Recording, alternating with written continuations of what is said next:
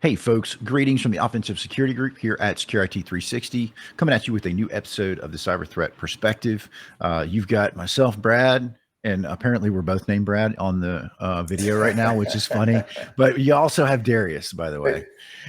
And so anyway, quick admin. Today we're talking about authentication, right? So kind of the keys to the kingdom, so to speak. And we're talking about some do's and don'ts and some common things that we see that cause problems for folks in the authentication realm. We're going to be touching on things like MFA, conditional access, kind of how to do it right. Right. And we have a unique perspective on that, I think. So before we get into it, if you like the content and you like what we're doing, the best thing you can do is like, share, subscribe, tell your friends, all that good stuff. It really helps us out. All right. So Darrius, with that said, do you want to kind of get us rolling and get us started? Yeah. So when we think of authentication, I think there's still a lot of people who we look at it in terms of that old, castle kind of metaphor, and like authentication is the first step, and if you get that right, then you're golden, and Everything that's behind it is safe. yeah. And the reality of the matter is that's kind of changed. We especially with the emergence of we're using cloud resources, the perimeter has shifted and changed, and so by the nature of that, authentication has changed.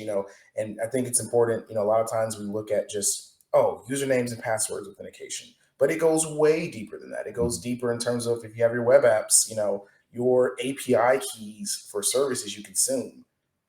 That is also a That's form of authentication, authentication. man. Yeah. Yeah. And so it's like the paradigm of what we're looking at as far as authentication has shifted a lot.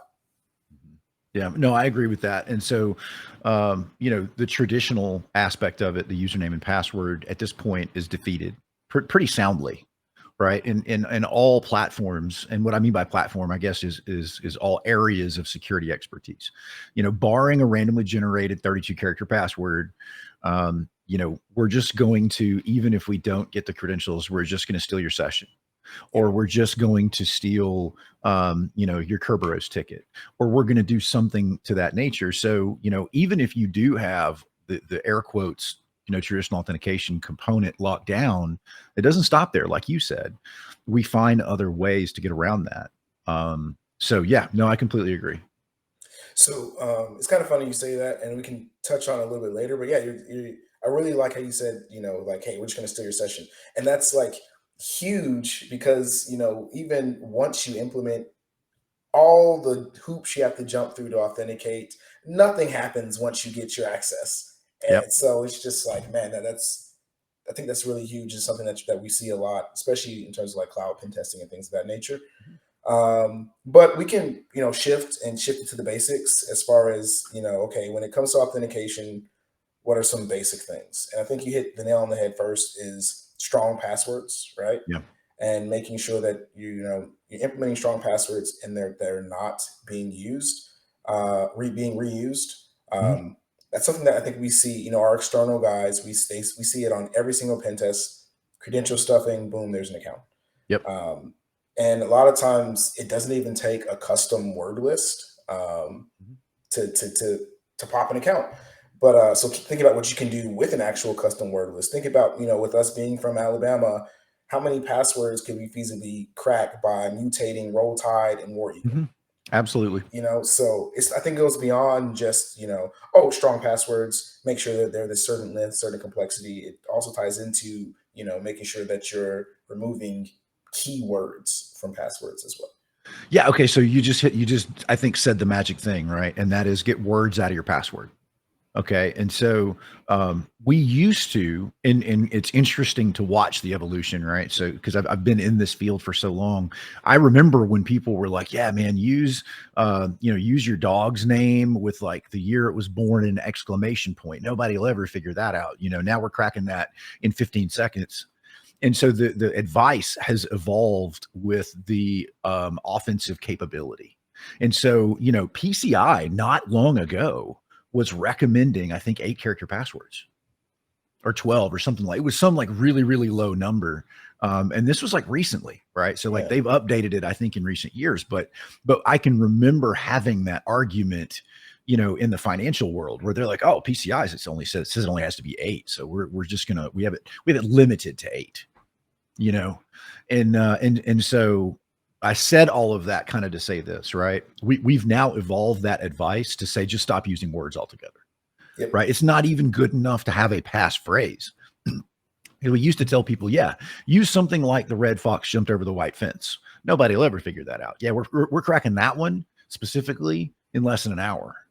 So, we're reaching quickly a point in the ability to crack and generate passwords that it doesn't matter how good it is. If it's got dictionary words in it, man, we're going to crack it. Yep. So just stop with words. And by the way, 10 years from now, you and I are going to look back on this episode and be like, I can't believe we were limiting ourselves to 32 character randomly generated passwords. Now it's going to be like 700. But for today in 2023, I'm telling people when they ask me how long it should be, I would say, what's the limit? Yep. If the limit's 32 characters, your password should be 32 randomly generated characters, right? But how do you keep track of that? Right. Password, if only there's a way to manage it, password managers. If Yeah, only. I would say, yeah, as far as not just for personal use, I think, from a company standpoint too, we always talk about user training from like a phishing standpoint, but, it can go to other areas too. I'd say, hey, maybe dedicate some user training to like, hey, this is how you effectively utilize a password manager. Maybe Yep. you find one, probably not LastPass, but maybe you find a password management solution that you then give to your employees and you make it a requirement to use it. So that way, everything they use has unique passwords. Yeah. So that might be something that I would probably recommend. I agree. Yeah. And look, if you're a business in 2023, and you're not giving out key, password managers, if you're not issuing that as a matter of corporate process to your employees, you're wrong. Right. So when just like you're going to get a copy of Word when you get hired on in a business, you should get a copy of the password manager in that software, and you should get trained in how to use it properly, and it should be implemented. If you're not doing that, then you are just rolling the dice because you're now relying on the skill set of the individual user to generate and track passwords for your business. That is a failure waiting to happen. And we see it every single day in the world that we live in. So, all right. So we have beat the password horse to death, I guess. So tell me more, like what's next on the list of like, stop messing up passwords. Yeah. So I think, aside from passwords, and as far as authentication goes, we also have, the obvious, we got to say it, MFA, right? Okay. Yeah. You should address it. Yeah, you should implement MFA. We all hear it. We all know it. It's 2023. But to go a little bit deeper than that, because I feel like what a lot of people do is they just turn MFA on, they roll it out, and then they're like, well, that's it. We're done. Check We that did box. it. We're invincible. Nobody can touch us now. And like most things, InfoSec, that's not 100% the case, right? And then Tyler and Sam come along and start taking over accounts. Exactly. Yeah. So, it was big, especially was it last year.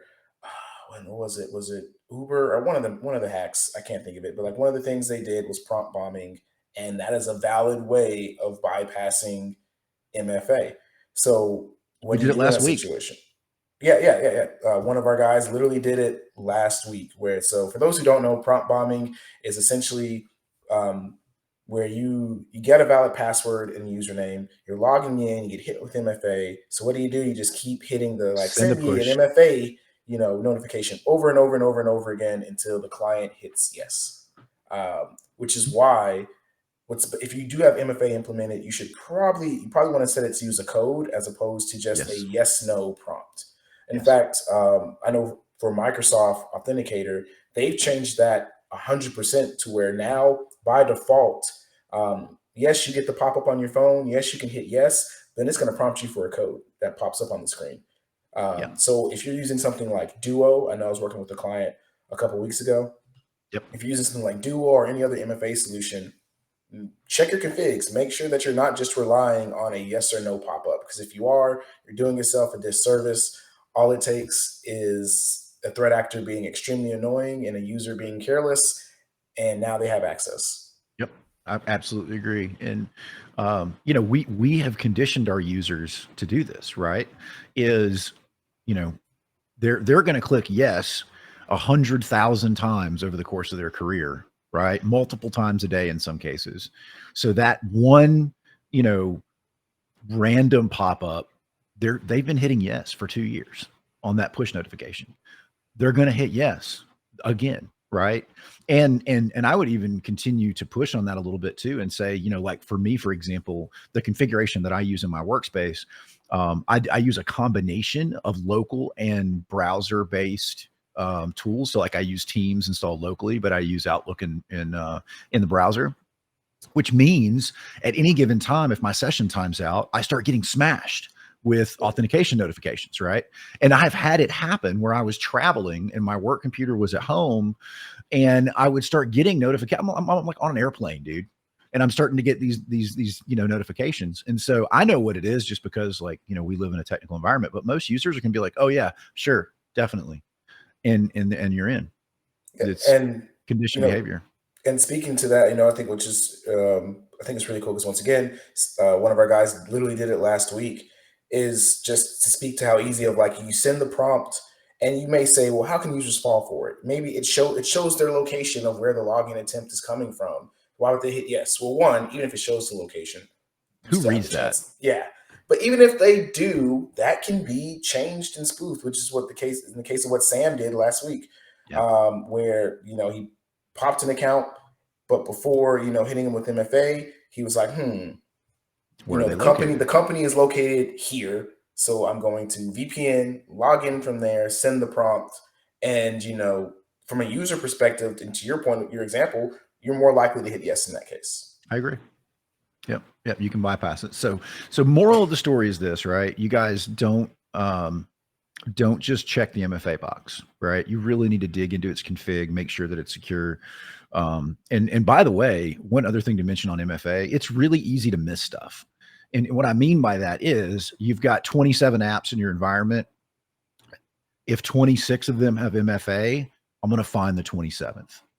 Right. I'm going to find the one that doesn't, and I'm going to hone in on that. And then I'm going to start compromising that. Right. And then I'm going to use that to move laterally into other environments. So don't underestimate an attacker's tenacity when it comes to finding systems in your environment that are not MFA'd. So MFA everything, and do it well. So, all right. So we addressed that elephant. Yeah. We had to, So, right? so yeah, that does lead me into what I think is the next point, which I think is even bigger than MFA, which is just conditional access. Yeah, I Um, agree. I think as far as authentication goes, this is where I would recommend spending the majority of your time. Um, just point blank, if you're in Azure, set up conditional access policies, and Yeah.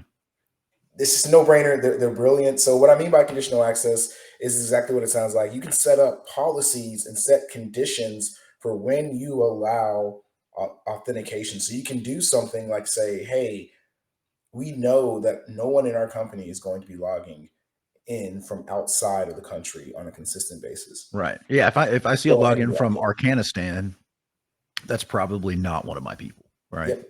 And so it will automatically, regardless if you have a username or password correct, even if you get past MFA, conditional access, if you set your policies up correctly, can be that final thing that's like, yeah, you got past MFA, yeah, you got credentials, you're still not allowed in. Yeah. And something I would even take it a step further, and I think we see a lot of larger firms do this. Mid to smaller firms struggle with it, but I try to recommend and push it. Is if you're in Azure, you probably have Intune. If you have Intune, you can set up Intune policies to say, hey, this is what we consider a compliant device versus a Yes. non-compliant device. Setting that up in combination with conditional access to say, hey, we only allow logins from compliant devices, you will see, you know, the accounts that you see get popped drop significantly Yep. just through that by itself. Yeah. So I would similarly equate that to some of the older, Cisco network access control, right? The old school NAC, which would do the same thing. It would profile devices, so I guess I'm saying that this is not new technology. Its implementation in a cloud environment is probably new. but we just need to use the things that are at our disposal, right? So we've already addressed a couple of things. We talked about better passwords. We talked about, and there are actually, by the way, some user account things you can do to increase the security as well. It's a little out of scope of our conversation, but for example, don't use emails as the login, because by the way, I can farm all your email addresses through OneDrive. So, the point being, secure username and password, right? And then we start talking about, we talked about MFA. We were talking about, conditional access. We're talking about Intune, device interrogation and profiling. It's a layered approach, dude. Just like anything else in the security world, is we don't rely on a single thing. It's the reason that we don't say EDR is the endpoint for all, is the end game for endpoints, because we can just turn it off. So, the more of these things you have layered, the better off you're going to be, right? All right. So pause there. Back to your kind of, it sounded like you had a good flow going. So what do we look at after we've looked at Intune and we've looked at, conditional access? I really want to say, I really kind of want to stick on conditional access because once again, that's something else from a configuration standpoint. It's brilliant if you do it right, but you can also completely mess it up. And so I think it's something where when you do implement conditional access, get your rock stars together to really analyze it, because you can also feasibly put in a policy that leaves you wide open. And so what do I mean by that? Is with conditional access policies, particularly within Azure, sometimes we see firms where they have a policy that says, hey, if you're coming from here, and maybe it's their trusted office location, whatever, like something along those lines, you don't have to worry about MFA, which is cool. That's fine if that's what you want to do, but review your policy. So last thing you want to do is say, hey, if you're coming from this state or this particular location, no MFA. Because once again, that leads back to, we're just going to spoof our location. Boom, now we're in. We've bypassed everything. We've run into clients that do that for that have workspaces in Azure, and so they're just like a Class B, like it's just Amazon's Class B. Yep. It's fine. It's only like a couple million IPs and anybody that spins up a workstation in Azure now has non-MFA access to your environment. So yes, be smart about how you do that. Yeah, and that's one of the easiest things I think we've seen a rise of, really, is spin something up, and you'll be amazed at the level of access you'll have. So really want to harp on that point and making sure that you configure everything correctly. So last thing I want to talk about really is just kind of the future, what I think is the future of authentication and kind of where we're heading. And that's essentially, I think we're heading towards a future of passwordless authentication mechanisms. We see it a little bit. I hope so, man. I hope so. I'm so tired of passwords. It makes sense. So I guess, what does that look like? I would say one is the magic links that we see on some sites, to where I would say right now, if you're a developer and you're working on a web app and you want to be cutting edge, implement a magic link as far as authentication instead of a username and password. And in fact, one company that I'm really impressed with, is it Expensify maybe?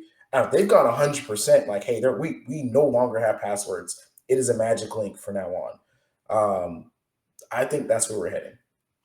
Yeah, and I think I want to also give a nod to like the YubiKey stuff. Of something that you have physically as opposed to something that we can't use phones. Phones are fully compromised at this point, right? Just ask Jordan. She regularly pops phones. But just back to that USB key or back to a physical piece of hardware, is huge. And I mean, again, none of this stuff is new. It's just that we're not embracing it. And it feels like we keep learning the same lessons over and over again. We keep forgetting that we need defense in depth because there's this new shiny magic thing that solves all your problems, and you buy it and you put it in and then you get hacked. But yeah, I mean, I do hope that we're going that direction. I will say I have heard people talking about passwordless authentication since day one of me being in this career. Just because we've known that passwords were the weak point. I don't think anybody's cracked the code on that yet. And what I mean by that is found a solution that is easy to implement for people like, your grandma. Grandma's got to be able to log into these apps too. right? Yep. And so does the 8-year-old that, whose parents are, letting him create an Expensify account. I don't know why you would do that, but you know what I mean?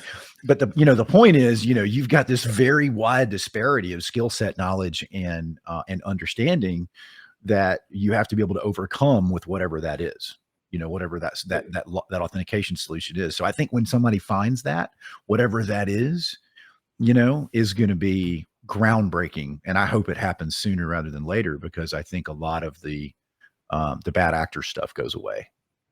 Oh, for sure. Yeah, I can agree with you. I think user adoption is going to be pretty tough for this. Although, in my opinion, I feel like it's easier in a sense, right? You type in your email prompt, you get emailed a login link, and then boom, there you are. In a way, it's potentially easier.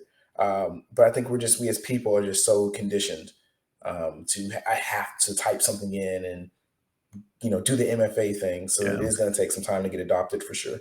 Yeah. I agree with that. I do. And it's hard to have this conversation without going into authorization.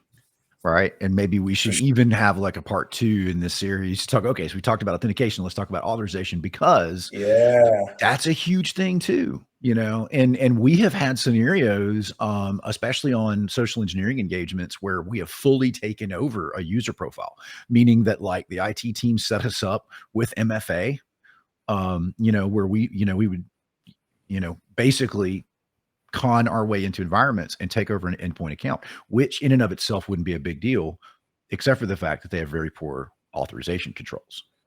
And Yep. so, I don't want to dive too deep into that, because that's probably a different conversation. But, I do think it ties in well here. And I think it's something that we should probably talk about soon. Oh, for sure.